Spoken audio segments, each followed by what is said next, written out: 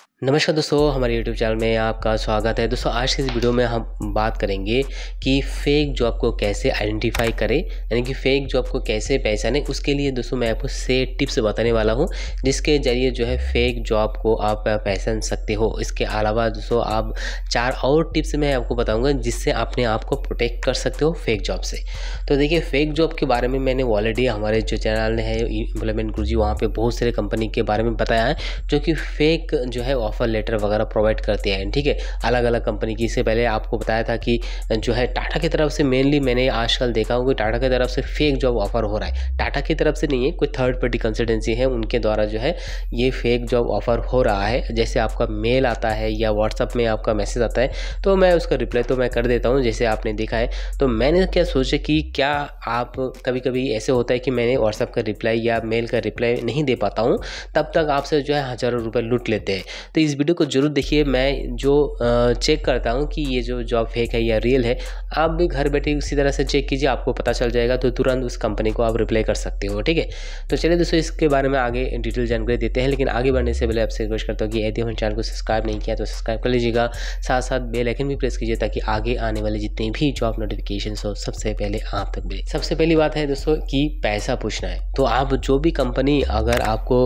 Higher कर रहा है, आपको ले रहा है, अगर वो पैसा पूछ रहा है, पैसा कोई हाई फाई पैसा नहीं है, छोटा मोटा 29 रुपीज़, 49 रुपीज़, 99 रुपीज़ या 199 रुपीज़ या 250 रुपीज़, ऐसा पूछ रहा है कि जॉब रजिस्ट्रेशन करने के लिए आपको इतना अमाउंट देना होगा, छोटा सा अमाउंट। दोस्तों इस छोटे से अमाउंट के चक्कर में मत पड़े, क्योंकि इससे पहले भी कुछ दिन पहले जो है आसाम का एक लड़का था जो मुझसे कॉल करके रो रहे थे कि उनसे जो है 49 रुपीज़ लिए थे रजिस्ट्रेशन करने के लिए। उसके बाद दोस्तों 350 रुपीज़ लिया, 750 रुपीज़ लिया, 1250 रुपीज़ लिया, फिर उनके पास 2500, ऐसे करते करते आखिरी का जो पेमेंट है वो करीब 25,000 रुपये लिए बैंक के जॉब देने के लिए। ठीक है, तो आपको इस तरह समझ जाइए कि बैंक में जॉब पाने के लिए या किसी भी कंपनी में जॉब पाने के लिए कोई पैसा नहीं लगता है। हाँ, कुछ इंस्टीट्यूट होते हैं, ठीक है, वो जो है चार्जेस लेते हैं, वो आपको ट्रेनिंग करवाते हैं, जैसे कि NIT है, ठीक है, मणिपाल एकेडमी है, फिर इस तरह से और भी है जो मैंने हमारे चैनल में बताते रहता हूँ। जो अच्छे कंपनी हैं वो क्या करते हैं, आप उनके खुद के ऊपर ट्रेनिंग देते हैं, उसको जॉब दिलवा देते हैं।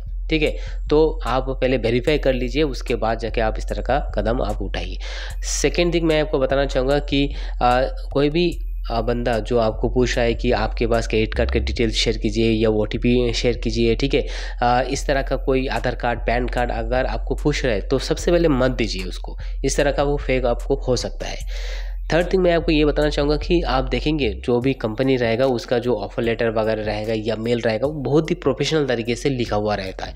लेकिन अगर कोई फेक कंपनी अगर आपसे पैसे लूटने के मकसद से आपके पास आएंगे, तो उसका जो मेल आप देखेंगे या उसका व्हाट्सअप जो चैटिंग देखेंगे, वो आमतौर पर कोई बहुत बैडली रहेगा, बहुत ख़राब रहेगा। ठीक है, कोई प्रोफेशनल तरीके से वो लिखता नहीं है। तो जब भी आप उसका मेल या व्हाट्सअप पढ़ेंगे तो आप समझ जाओगे कि अगर आपको कुछ डाउट रहे कि हाँ ये ऐसा कुछ गलत तरीके से लिखा हुआ है, पैसा लुभाने के लिए लिखा हुआ है, तो आप बिल्कुल भी उसमें रिप्लाई मत दीजिए।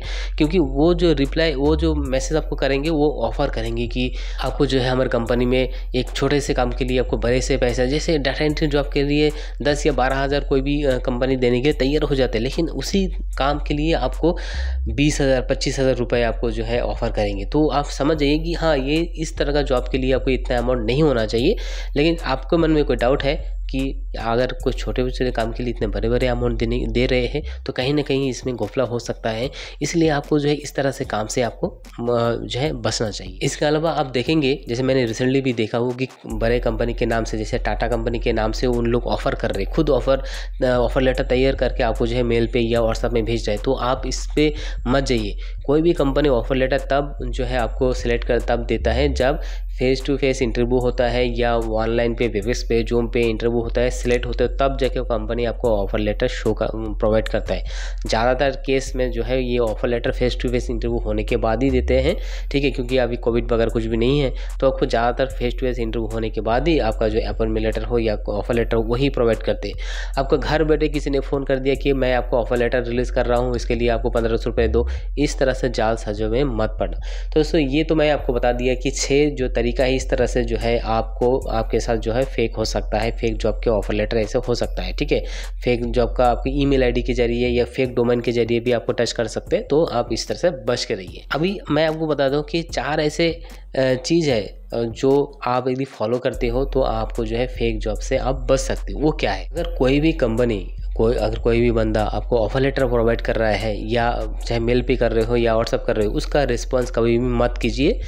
अगर आपको किसी कंपनी में आपने फेस टू फेस में इंटरव्यू दिए हो, उसके बाद अगर उस कंपनी का ईमेल आता है तो आप रिप्लाई दे सकते हो, लेकिन आपको पता ही नहीं है कि इस कंपनी में मैंने कभी जो है इंटरव्यू दिया था या नहीं, डायरेक्ट आपको ऑफर लेटर शो कर रहा है, तो उस तरह से जो है मेल पे कभी भी रिस्पॉन्स मत दीजिए।